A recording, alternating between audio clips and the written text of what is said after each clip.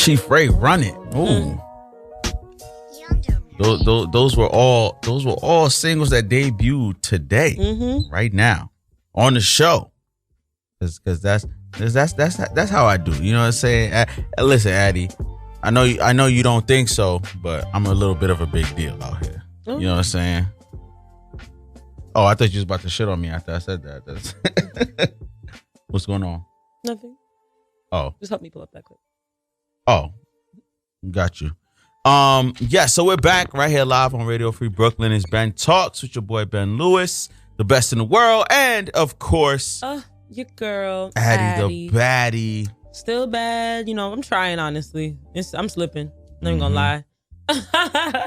It's too hard to be a bad bitch, and honestly, once it's not warm, it's not hardly any incentive. Listen, being a bad joint is in your mind. Yeah. Okay, it's in your mind. Okay. Yeah. Anyway. It's not it's not like someone doesn't have to dub you up as a bad joint. You know what I'm saying? I dub myself. But at the same time, it's a very hard job to keep up with. So, you know, pray for me. Pray for me. There's a lot of really young people. And it feels like they're getting younger and making me irrelevant. Nah, I'm playing. I'll never be irrelevant. Oh, don't say that about yourself. Come on now. So we're gonna get into trending topics soon. Yes, we are back with our trending topics. We have Benji over here helping us pull up some clips, but we're gonna touch on Fat Joe. Fat Joe, a very controversial figure in our this week in our hip hop culture. Yeah, exactly. He made some comments on Latinos this past week that have been long subject to debate by oftentimes by a lot of people in the Latino community on the question of blackness and their relationship to blackness. So yes, it looks like this was when he was on Hot 97, right? He was on Ebro in the Morning, correct? And this is the comments that he had to say. All the music is African, Brazilian music, all of it, Dominican music, Spanish drums. All the music is African music. So, you know, you getting on the Afro beat now. I've been in Africa. They've been doing that. You know what I'm saying? Like, you know what I mean? It ain't new. All the music is African. You know what I'm saying? But you right. Like, you know what I'm saying? Even in Puerto Rico, when you go to Caribbean, like let's speak about Latinos not being black. Latinos are black. In Cuba at one time, there was 8 million Cubans. 5 million, unfortunately, were slaves. 3 million were actual Cubans. And they integrated and had babies. Same thing with Puerto Rico when you go to Loíza. And when you talk about Santeria, that came from the motherland, Africa. You know, sometimes Latinos might even identify themselves with African and black culture more than black people. This ain't no crazy thing. Fat Joe ain't on crack. He know what he talking about.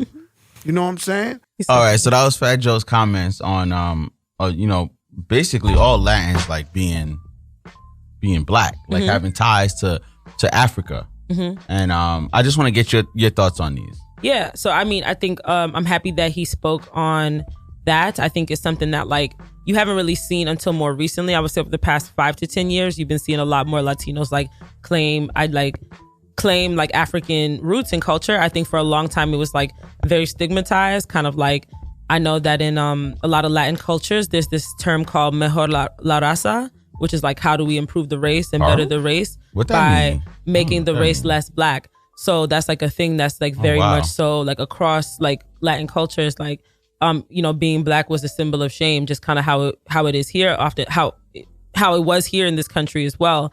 But I think that the more like people are coming into understanding of their history, really a lot of it is just, you know, the oppressors can tell the stories, right? The oppressors have the right to tell the story and the history of the people. But the more that people emancipate themselves and really see things for what they are, see the culture for what it is, they begin to understand their roots and their connection to it. And I think that this was a controversial topic because there's definitely a lot of like, there's a number of things I do want to address here. Number one, not all Latinos are black. Yes. So that's true. That's fundamentally not true. But there are many who are, right? So like there are many countries that have Latinos where if they trace their like lineage, and sometimes they don't have to trace it, they're just black, right? Yeah, like, exactly. It's very obvious. But in many cultures, there's a lot of that kind of like mixing and whatnot that came to create the race and to create the culture. So that's valid, but not all Latinos are black. So I'm looking at you, white Cubans who voted for Trump. I'm looking at y'all. We're not talking about you. Right. Exactly. Right. So like, I do want to make that distinction because there are a lot of white Latinos who do feel some proximity to blackness and kind of overstep their boundaries. And I do want to let y'all know to like really make space, particularly for the Afro Latinos, especially because from what I know from my Afro Latino friends, they feel very oppressed by you. So they don't feel like empowered. They don't feel supported. They don't feel like, oh, because you're white and Latina that you make space or by and large make space for people who are not white and Latina. So I do want to point that out. But then also the other controversial piece of like black people feeling like, oh, growing up, I felt like a lot of Latinos felt like they were better than me, or like I felt like they try to distance themselves from black people, or they try to da-da-da. So, you hear a lot of those things kind of come into surface. I think there's a lot of things conversations we just never had, right? I don't believe that just because maybe a Latino person said something to me back then in the day that they can't claim their roots. Like, I don't think that's a fair consequence. I think it's important that people embrace, their identity, but also recognize their privilege within the space that they occupy, right? Because if you don't necessarily present as black, then your life and experiences are very different than somebody who does.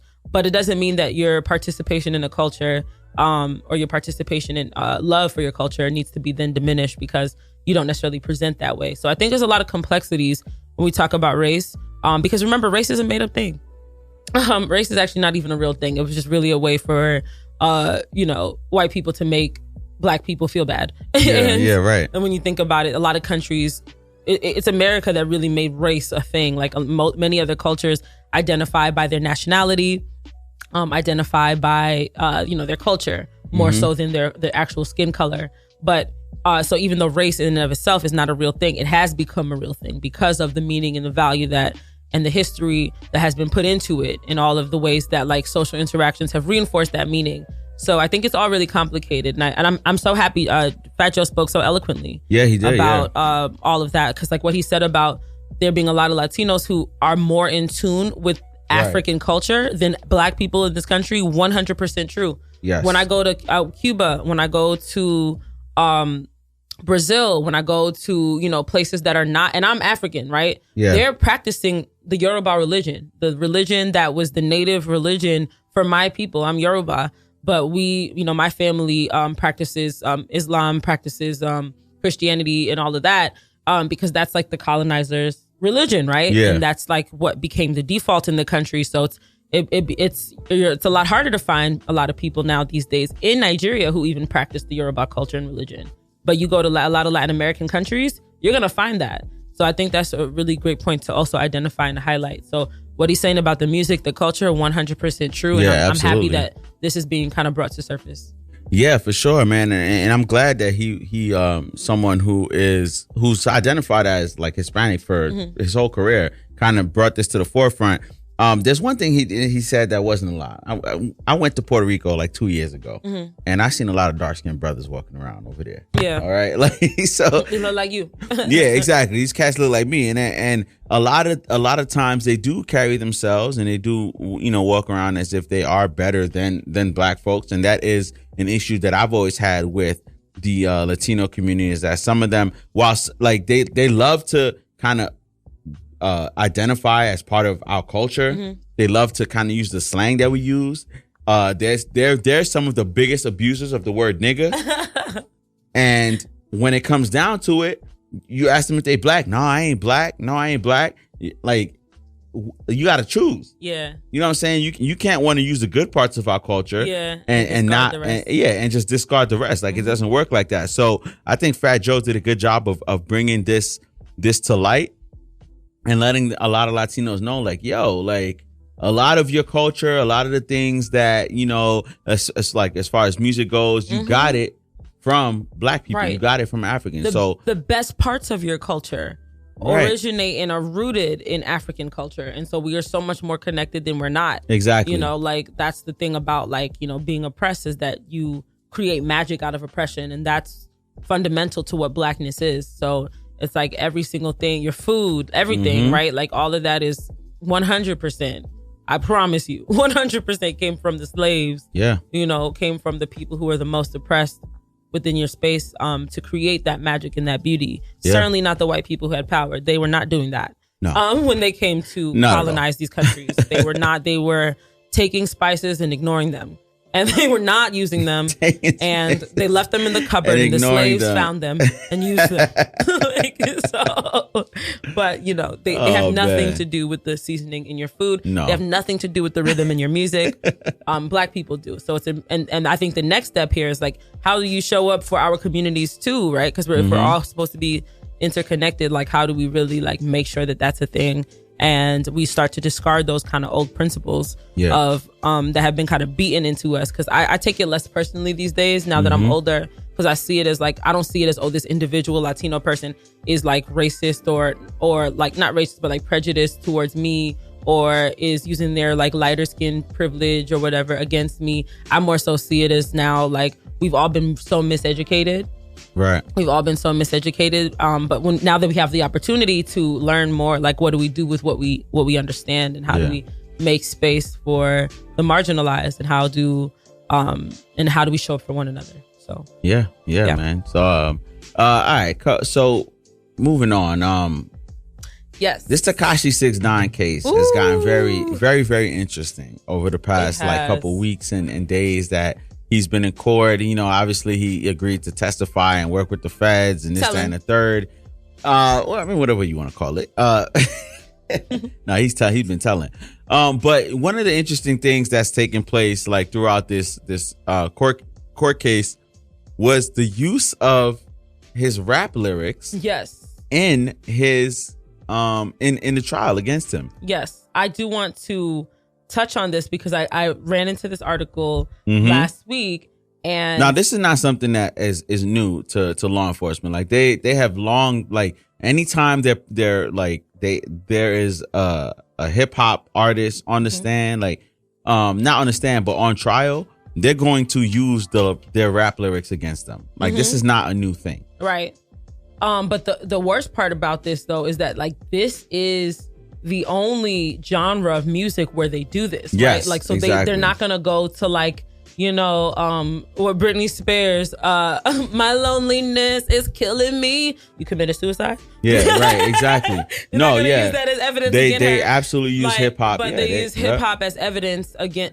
Hip hop is a creative art form, and yes, it's an art form that's inspired by reality, and for many people, it's an art form that may be just a direct narration of that reality. Right. But either way, that is so circumstantial to me, in my opinion, and especially for it to be used particularly to incarcerate Black and Latino men. I think like that's something that's very unique to this culture, and I think it's something that's really weird, and I think kind of needs to stop, because like unless they're gonna start doing that to everybody else, like I don't really see why that like and of course I'm not even gonna hold you, because some of these niggas are really dumb. They sit there and confess in their songs. YNW Melly, who is used as an example in this article. Yeah. He dropped that song "Murder on My Mind," and it is such a beautifully sang confession. Like, you know what I'm saying? Like, he talks about the guy bleeding on his t-shirt and him closing his homie's eyes and getting shocked, and that's why he shot. Like, yeah, it's like it's basically gaslighting the jurors, essentially. Right, it's exactly. Like already you know that the jury is going to be assembled by a lot of folks who don't look like you. Right. And they're going to be the ones making decisions. So if you think about like the general appearance of a rapper, it is synonymous with that of this fictional thug that, that haunts the minds of Caucasian Americans to make them feel as though there's like this thug in the night haunting them and raping them and their children and everything. Right. And it just kind of only gives like fodder to that whole mentality. So I just want to read this particular quote from the New Yorker. The admissibility of rap lyrics in videos as evidence is often framed as a legal matter, but in reality, it's about race. By introducing the work of a rapper into the courtroom, prosecutors are relying on racism to do its job, insisting that those in the courtroom accept as fact the worst kinds of stereotypes about this music and the people who make it. We live in a time when music videos are treated as irrefutable evidence in court, but in real life, cell phone footage of police officers killing unarmed persons is met with skepticism and suggestion that we should doubt our eyes. The hypocrisy relies on racist ideas in both cases, but who deserves their rights and humanity? What's the name of this good brother at the New Yorker that wrote this article? I need to know. But that hit the you assumed nail. It was a man. It's Miss Brianna Younger. Well, then again, I should assume she's a woman too. Look, this is the 21st century. We ain't assuming shit. Yeah, exactly. They. I don't know. They, I don't know what pronoun she they. identifies with. You choose they as a blanket. I don't mind being called they. I am plural as fuck. But that quote was absolutely spot on because, like you mentioned, and like they said, like they're just relying on racism to do its job. Oh, because you rapped about it, because you mentioned it in a song, that means it's absolute fact. When, for example, in country music, they talk about pounding a bunch of beers and then getting behind the wheel of their pickup truck and driving. Right. Are you going to go to these country artists at their homes and arrest them for DUIs? Exactly. No, you're going to say, oh, that's just music. But when it comes to rap, when it comes to hip hop, you're going to take these lyrics that these hip hop artists spit and they're going to take it as actual facts. And that doesn't mean it's necessarily right. Yeah, that's not necessarily right. Like they probably shouldn't, like, it's not necessarily right. They shouldn't take rap lyrics and take it as actual facts, when in fact, like, we see videos like mentioned in this article of police officers shooting unarmed black men and shooting and harming unarmed black women, and they're getting away with it. Yep. And people are able to kind of argue the facts that they're seeing in this video. But when it comes to music videos, when it comes to hip hop artists, it's like, oh, well, he said this in his rap, so it must be true. Oh, he had guns in his video, so it must be true. Right. And who cares if it's true? It's not legally permissible. And if we're talking about the law and all of that shit by your same book, let's keep it consistent, right? So, yeah. Anyway, let's move on. But I did want to point that out, and I think it's a really great point that Miss Brianna Younger from the New Yorker wrote. So shout out to Brianna. Shout out to Brianna Younger. Let me not.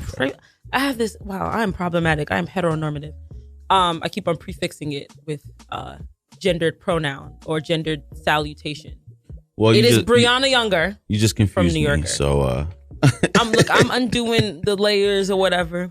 All right. Okay. Anyway, next story we have. Oh, this one's so interesting. I'm really, really, really excited about this one. Right. Okay.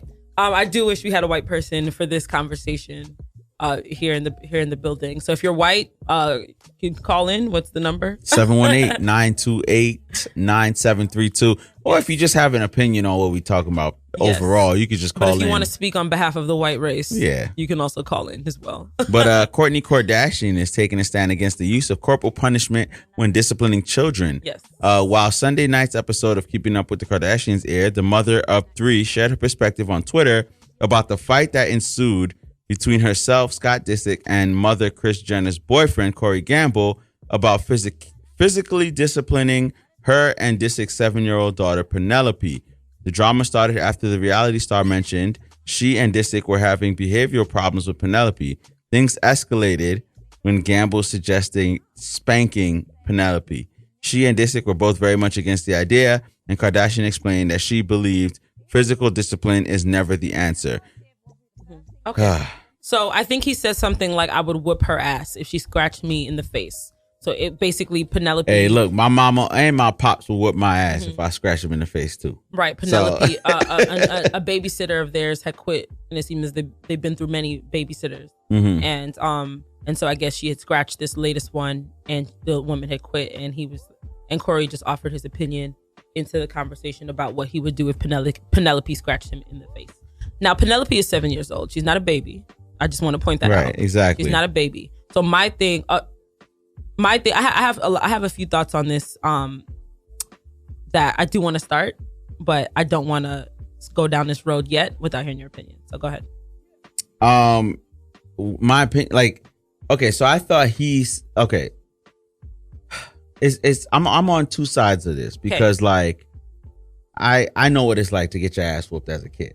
Obviously, I'm pretty sure maybe all of us in this room know what that's like. You don't seem like you've been. I've got wayward. I've gotten whoopings. I still have to rear you here in the studio. No, but I think I don't believe. I didn't see the episode, but I don't believe that this is something that should have gotten and escalated into a huge argument. And look, your daughter is putting hands on people now, that she has no right to put hands on. Like, you're hiring a babysitter. This person's just supposed to watch your child. Now your child is scratching their face. How many times are you gonna talk to them? Yeah. Like, there's a saying in West Indian. I don't know if in Nigeria they have the same saying. What you don't hear, you gonna feel. Like, did they ever sit her down and say, don't put your hands on people? Or does she think that she's that privileged that she can do whatever the hell she wants and get away with it? And sometimes, especially in that situation, saying, okay, we're not going to physically punish our children, they might get to a point where they could feel like, oh, all the worst that's going to happen to me is a talking to. And I know that I stayed away from a lot of shit and I didn't get into a lot of stuff because I knew if I got into this, I would get my ass whooped. And I didn't want my ass whooped, so I stayed away from it. If the worst that you had to worry about as a child was a talking to, how many of us out there, how many of you listeners would have stayed away from some of the most dangerous, most problematic things if you knew that the worst that was going to happen to you was a lecture?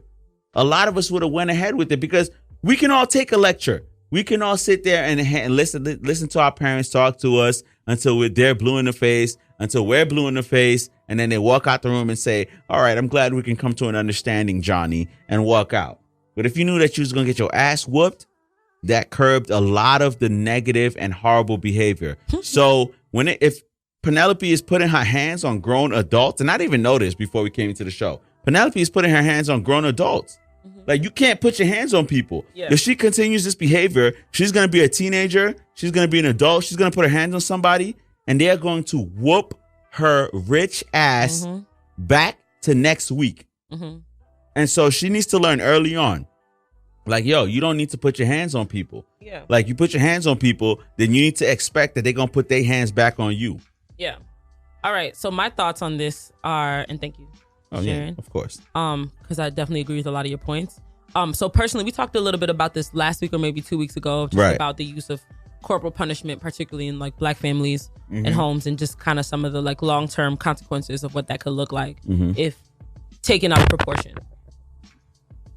No, go ahead. Sorry, I just hit the mic with my headphone. Your head is expanding. I know, right? Knocking the mic and everything. Yeah. But the long-term consequences of that type of corporal punishment, particularly when taken in excess, can have on like the actual mental and emotional development of a young person. So, you know, for me, my general stance is like, it's not beating children is not something that I like see as like necessarily funny, or I see as like something I personally look forward to having to do or think about. Right. You know, so that's definitely my perspective. But at the same time, my thing too is also like one of the cool things about like maybe being rich or being successful, that like a lot of Black families, like low income, like Latino, like minority families don't necessarily have access to, is like that time, right, that it takes to be able to sit down with your kid, to be able to like guide them through the lessons and how to navigate this world in an appropriate way. A lot of times what you see in a lot of families that take advantage of that corporal punishment is like, you know, the mom, dad are working real late hours. You know, they don't really have the time. By the time they come home, it's like, why is the chicken not out of the freezer? Like, why are you fighting with your brothers and sisters, and I'm sitting here working my ass off to feed you, right? Yeah. So it becomes that, like, a lot of it is out of frustration and not necessarily having the time to break down everything. So here we have a family that has the time, right? That like has like, and I'm not saying like, I feel like all kids are different, so I'm not even judging them for their parenting, because I don't know what kind of parents they are. From what I see on the television, it seems like Courtney seems to be like, she really takes motherhood seriously. Yeah. But I think that's part of what I think we need to like kind of think of parenting more proactively and less reactively.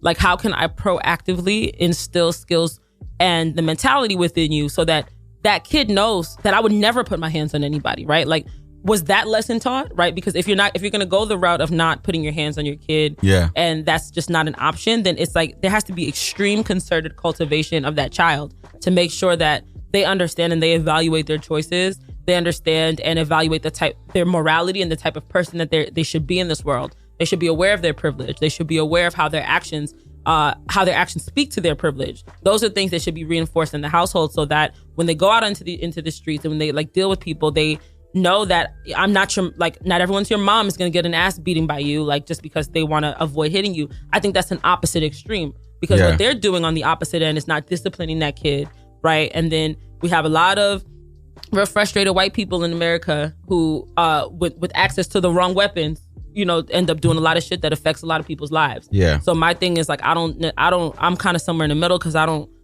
revel in the idea of corporal punishment. I don't think it's necessary for everybody. I know a lot of well-adjusted people who have never got their hands put on them. In fact, they're better off than me, because they really believe in themselves. They never really had to second guess themselves. Like, they grew up in an environment where they were really taught how, and they were taught why they were wrong. It was explained to them. They took those lessons into becoming better people. Yeah. And they're really solid in who they are. So I've seen it happen. But because it was paired with real concerted cultivation, it was paired with, this is your action, let me explain it to you. But not only reactively, like before we get to the place of you putting your hands on somebody else. Before that, I'm already telling you, I'm already instilling in you the type of person that you should be, the type of person the type of ways that you should be carrying yourself in this world, so that these things don't happen and these things don't become a factor. That's how I see it. Yeah, for sure, man. But like, if she thinks that this behavior is okay, then clearly they're not talking to her like the way that they need to be talking to her. Like, I mean, they hitting her in the face. Did you see that? Oh, did you see the clip? No, I didn't. Both of her kids were sitting there hitting her in the face. Yeah, so you're letting them get away with stuff, and you let them get away with stuff because, like, oh, I don't want to punish my kids. I don't, like, if you're not gonna hit them, like, you could talk. Like, okay, I'm not saying, like, some people feel different ways about spanking, but I could talk to you like harshly and let you know, like, yo, that's not okay because X, Y, and Z. Because I know for me, like, when it gets to the point that I have children, I am going to explain to them until I'm blue in the face why they shouldn't do X, Y, Z. Because I know that was something that my parents didn't necessarily always do for me. It was just like, they didn't always explain to you why you shouldn't do this, why you shouldn't do that. They just said, oh, don't do it because I said so. Oh, you did this and I said that you should, I'm going to beat you. I'm going to explain to my kids why you shouldn't exhibit certain behaviors, why you shouldn't act certain ways, and why you shouldn't do certain things. Now, if I've talked to you several times and you're still like, now I've explained to you why you shouldn't do things, and you sat there and looked at me and said, I understand why, but you continue to do it. Like, how else, like, what else am I supposed to do as a parent? You know what I'm saying? And they have the luxury of, they're probably going to end up making her take some sort of counseling and some sort of therapy, but not everybody has that luxury. Not everybody's going to be able to say, oh, let me get therapy for my kid because she likes to put hands on adults. Like, that's not the norm. Right. Because there's the other layer too, right? Of like, how would you feel about, I guess, maybe a family member or somebody, a friend or whatever, like physically disciplining your child? How do you feel about that? Because that's what this called about. Like, you know, for me, I don't know. For me, I wouldn't like that at all. Because to me, the type of parent that I see myself as is someone who's going to take my job very seriously. So I remember growing up and like having like my friend, like my mom's friends, like try to like discipline me in weird ways. And like, and it was just more so. And it just felt like, I always felt like an overstep of boundaries. Like, you could have just told my mom. Yeah, like friends, you know, friends, like, absolutely not. Yeah. But I will say this on record. I have 5 other siblings. Any one of the 5 of them have carte blanche to whip my kids' ass if they acting crazy. Right. And both my parents have carte blanche to whoop my kids' ass if they acting crazy. Okay? If they're straight disrespecting adults, they're disrespecting authority, they're not listening. And I'm not saying like from the first offense you just start whooping on them. If you try to talk to them several times, all right? If you are one of their 4 aunties, one of my 4 sisters, or their uncle, my brother, or their grandparents, you have every right to whoop their ass. Okay? But if you're a teacher, if you're, you know, a family friend, call me. Yeah. Shoot me a text. Let me know, like, yo, your kid over here acting crazy, and I will handle it when I get there. I feel like if it's uncles, aunts, grandparents, you should be like, as long as the parents are okay with it, you know, as long as they let you know, like, yo, like how I just said, they got carte blanche to do it. So they're going to know, like, they could do it. You know, some parents don't feel the same way. Some parents don't feel it. Some parents feel like no one can put hands on their child regardless. Like, don't put your hands on a child. I don't care if you're the uncle, aunt, grandparent, whatever, don't put hands on my child. So that's a conversation that needs to be had between for sure. the parents of that child. Yeah. It's about respect between those adults. And like for me, I wouldn't want anyone putting their hands on my kid. I would but at the same time, I would need to put up my end of the bargain. Yeah. My kid couldn't be also then going out wilding or whatever, right? Because then like that's opening up the gate for people to pull from the tools they understand. Exactly. For me, it's going to be like, how do I like that'll be look, and I'm not trying to judge parents because I don't have a kid, so I can't sit here and tell you, because I know that it could be real frustrating. And like I feel like there's a difference between also spanking and like whipping your kid's ass. I feel like, you know, like for me, spanking, like my kid puts their hand in a fire when they're 2 years old, me sitting there explaining to them why they should. You don't need a spanking after that. Your hand is burned. Right. But me trying to sit down and explain, I can sit down and explain with the little words they understand. But like I need you to understand that me hitting you on this hand right now could save your life. So I'm gonna do that for you because you need that. But as far as you know, the other stuff, I think it's about just respect and having those lines of communication open to determine what's kind of best for you and your family. Because as a teacher, let me tell you, like a lot of my students who get their ass beat at home, that shit is like, now they're in school. Teachers are not allowed to put their hands on you. So how do you behave outside of that physical punishment? If your only incentive to not do stuff is when your parent is present with threatening you with abuse, that's not a sustainable character development. And that's why you have to make them understand like why they shouldn't exhibit certain behaviors. You know, so I feel like there's like both extremes to me are really bad, and I think that there has to be like something where, you know, there's like actual development of that child. Yeah. All right, let's move on. Men are not great people, according to Kim Michelle.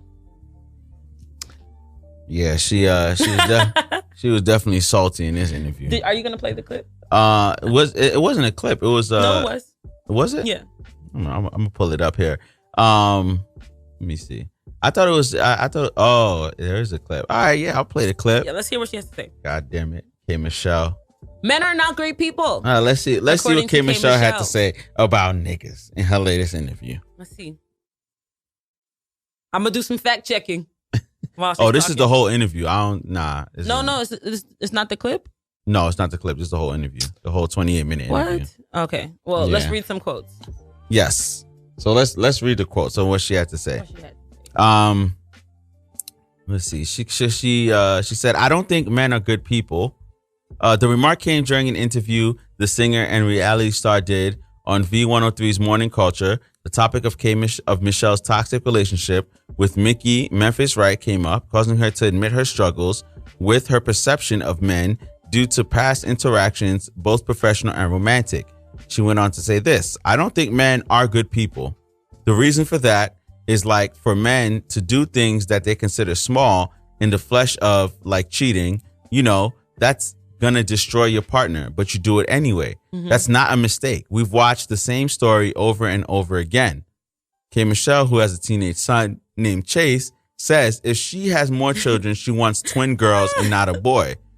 She also said, "I don't want to raise another one. I'm struggling," she exclaimed. "He took off with a white girl, and as pro-black as we are, I got a phone call from my mama like Chase said he could go on this date with some white girl. I said, okay, we got unity. It's all good. But I didn't tell him he could go anywhere. But he ran out the house, went on this date. You know, I'm just trying to tell him, wrap it up. You know, you a black person, a black male. You my son. But out here, you a black male. They don't care about nothing about you.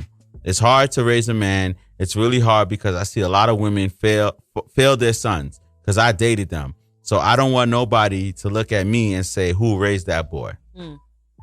Ooh, that is loaded.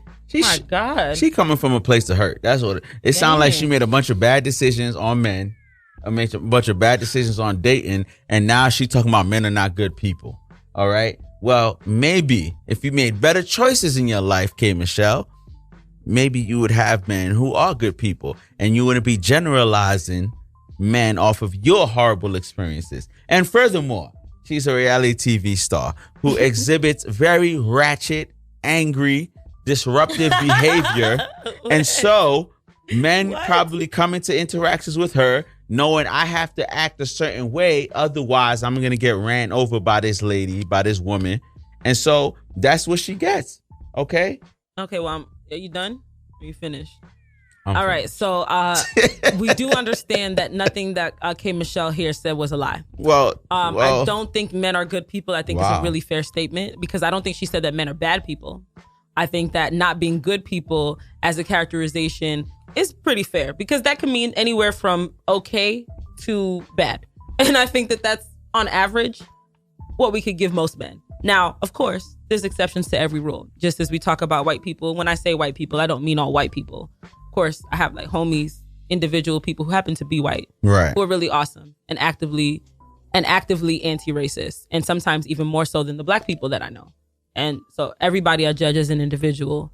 But when you think about what men are able to do in this world, it just goes back to privilege. Men have the power to make a lot of decisions. So men have the power to use their power for good or for evil. Oftentimes, because men want to maintain power, they choose to do it in ways that are extremely self-serving. Now, who gets the blunt end of who gets the worst end of all of this? Women do, right? Because we have to interact with men, we have to deal with them. We live in a world where men are forgiven, as you mentioned earlier during the show. You said something. What did you say? I don't know what you're talking about. He said something like, I don't know what you're talking about. Huh?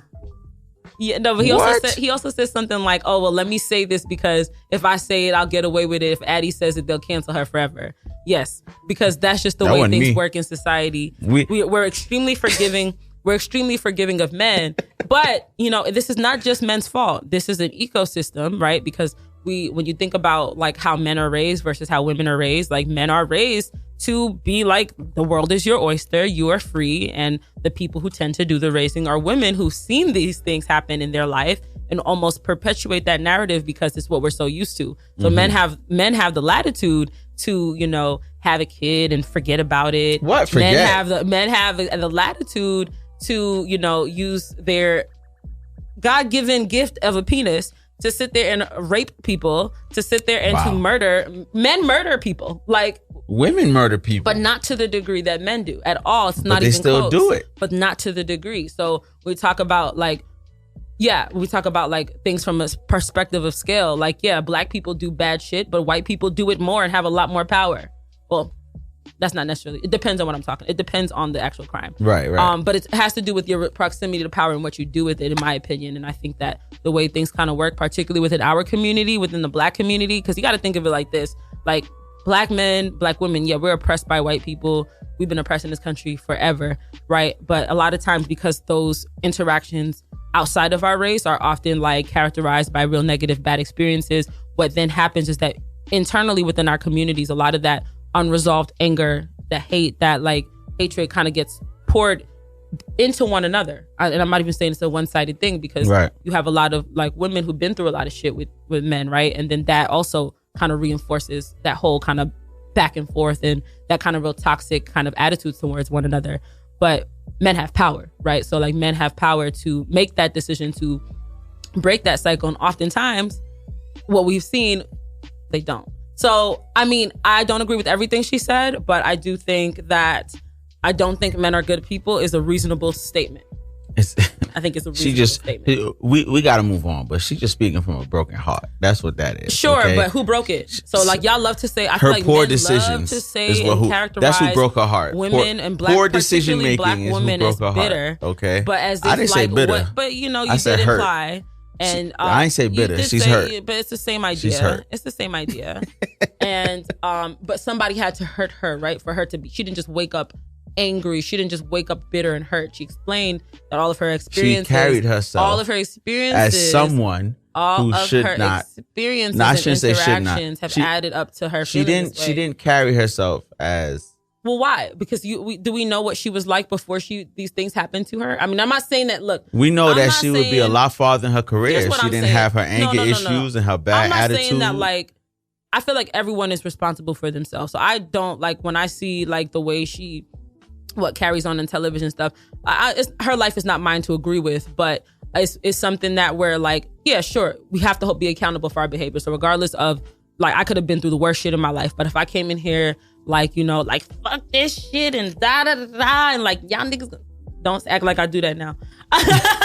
Look at him. He's like trying to paint me in the wrong light. But you know, I'm gonna be held accountable for my behavior. Right. Period. Like, and so I'm holding her accountable, but I'm also saying, just challenging the idea of like Black women being characterized as like hurt, bitter, angry, all these things that oftentimes when you trace it, stems to an absent father, stems to a relationship, several relationships gone bad, but in the worst ways, because as women, we are expected to deal with the consequences that oftentimes both parties participate in, right? So if you think about like when women have to like stay in the household, they have to like raise their kid, they can't just like get up and go. Like, you know, women have to deal with the consequences of, you know, being with a partner who has more physical power, right? That like we can be in an argument and having a conversation, and you could decide at any moment to use your physical power to overpower me, and so you have this power and thus more control over the dynamics of that relationship. So I feel like that's just true in a lot of ways, and I feel like the way that men have chosen